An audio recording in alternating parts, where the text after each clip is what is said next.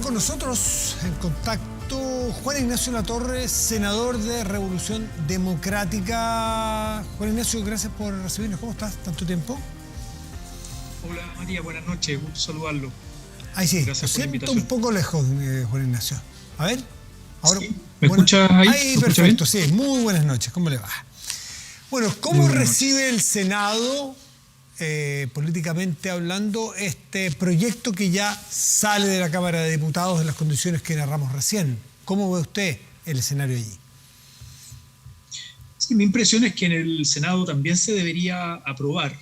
Una vez que se aprueba en la Cámara es muy difícil que se rechace en el Senado un proyecto que tiene gran apoyo popular. Si se llegara a rechazar en el Senado, igual se tendría que formar una comisión mixta, por lo tanto, yo creo que se debería aprobar. Ahora, me parece a mí, y es algo que lo hemos discutido con la bancada de Apruebo Dignidad, con el mismo Gabriel Boric, el reponer indicaciones que fueron declaradas inadmisibles en la Cámara de Diputados, que tienen que ver con dos cosas. Uno, cómo se enfrenta la desigualdad de esta política que es regresiva, sobre todo en la etapa en la que estamos.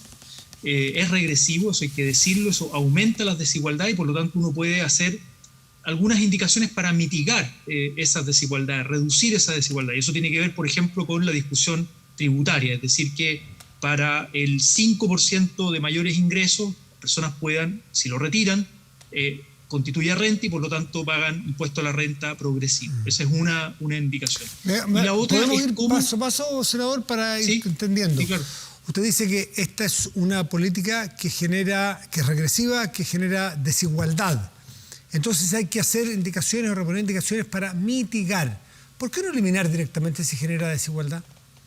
Si ustedes son los principales adalides de justamente generar políticas pro igualdad, usted reconoce que esta genera desigualdad. ¿Por qué entonces se abren siquiera a discutirla? No se entiende bien.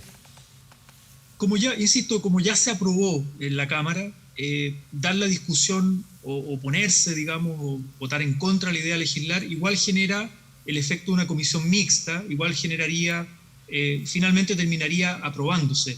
Estamos en un contexto de mucha presión popular, eso lo vimos hoy día en la Cámara de Diputados, transversal, donde las órdenes de partido, digamos, ni por la derecha, ni por la centroizquierda, etcétera, finalmente hubo apoyo. Y la orden de las convicciones, más allá de la orden de los partidos. Si cada uno de ustedes tiene la convicción de que este es un proyecto malo técnicamente, pero sobre todo que genera desigualdad, ¿importa más y pesa más como parlamentario el que lo funen, el que eventualmente lo critiquen en las redes sociales porque es impopular?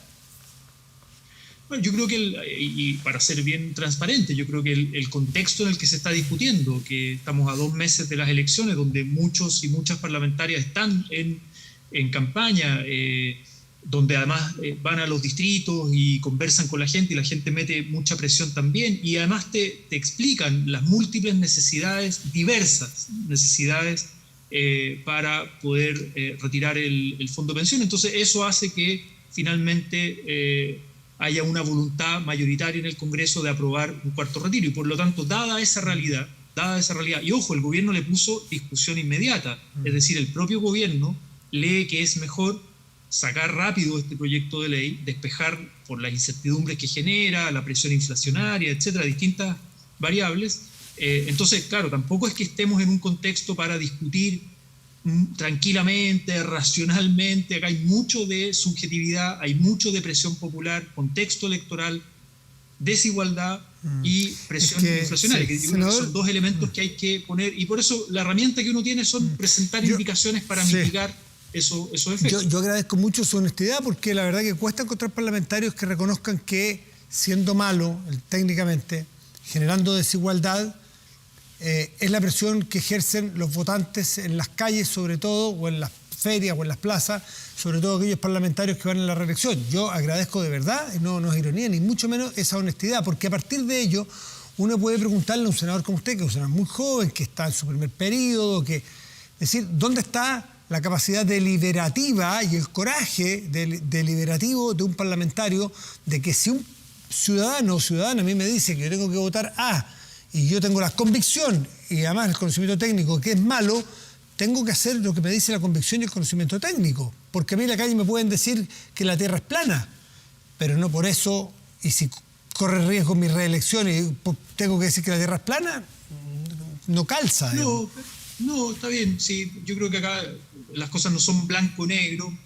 También uno es parte de proyectos colectivos. En mi caso, yo soy parte de una bancada de Revolución Democrática, Prueba de Dignidad. Nosotros nos juntamos, hicimos una jornada, discutimos el tema, sopesamos los argumentos y finalmente tomamos una decisión colectiva, que fue aprobar, pero al mismo tiempo defender algunas indicaciones. Y esa fue una decisión colectiva que tomamos como Prueba de Dignidad y además respaldando a nuestro candidato presidencial, Gabriel Boric. Entonces, en esto yo creo que yo al menos no actúo en este tipo de materias en solitario, digamos, ¿no? Para eso uno sería independiente, se manda solo. Yo creo que es importante la vocación colectiva de los proyectos políticos y en este sentido nosotros hemos dicho, sabiendo, reconociendo que es una política que no nos gusta, que es una política regresiva, que genera desigualdad, que además estamos en un contexto distinto a los primeros retiros donde estábamos en plena pandemia, sin ayuda del Estado. Ahora tenemos un IFE universal que termina en diciembre, pero al mismo tiempo, y saliendo de la pandemia, al mismo tiempo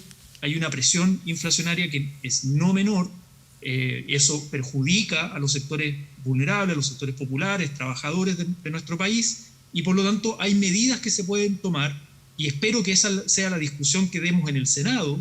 Esa es la discusión que yo espero persuadir con mis colegas del Senado, de la oposición y de derecha, que están disponibles a votar a favor de este proyecto, que mejoremos o lo hagamos menos malo, menos regresivo, que afecte menos la inflación o le quite menos presión. Y en eso hay medidas que se pueden tomar.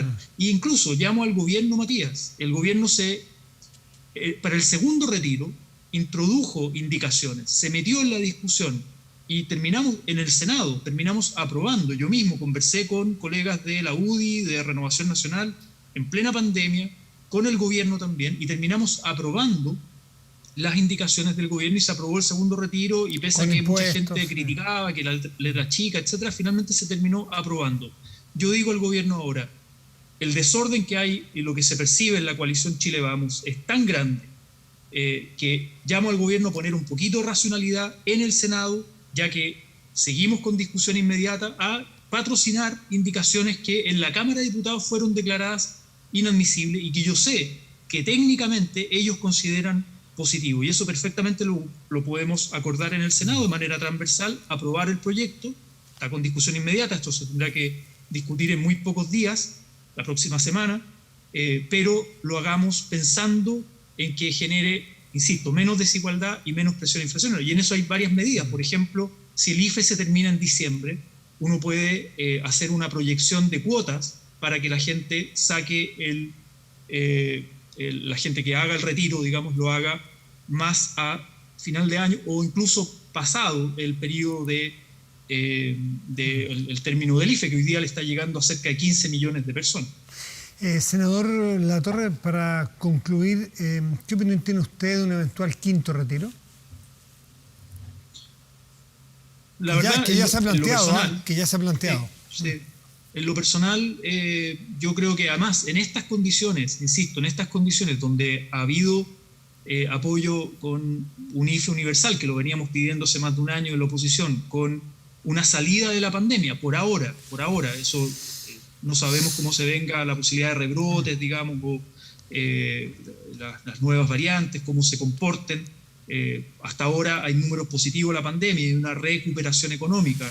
Yo creo que no se justifica un quinto retiro. Yo creo que lo que hemos planteado, y ese es el debate programático de la elección presidencial de 2 meses más, es qué proyecto de nuevo sistema de pensiones, de nuevo sistema de seguridad social se ofrece al país, y eso requiere, al menos en la propuesta nuestra, requiere que exista una base, un fondo de reservas técnicas, ¿no?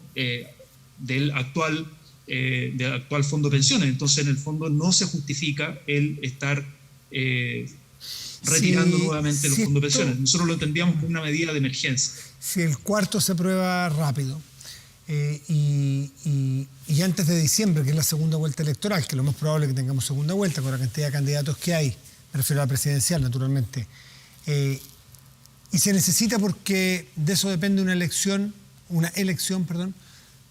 ¿usted estaría partidario del quinto retiro? Si es que hay presión popular, siente que su candidato iría a un quinto retiro.